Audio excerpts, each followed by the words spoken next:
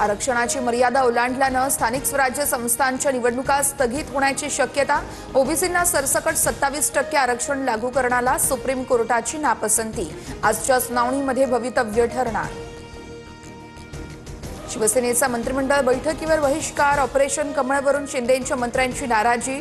भाजप मित्रपक्षांचे पदाधिकारी फोडत असल्याचा आरोप।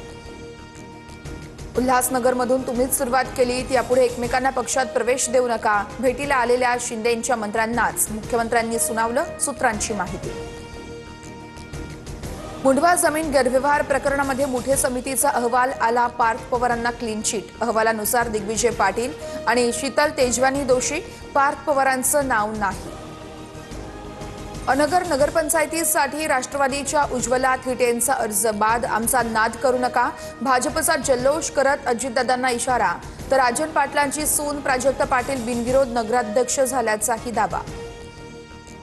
अनगर नगरपंचायतीत अर्ज बाद केल्याच्या निर्णयाविरोधात उज्ज्वला थिटे कोर्टात जाणार। अर्ज भरताना कागदपत्रांची तपासणीही केली होती। माझा मुलगाही सोबत होता, मग त्याचीच सही कशी राहू शकते? थिटेंचा थेट सवाल।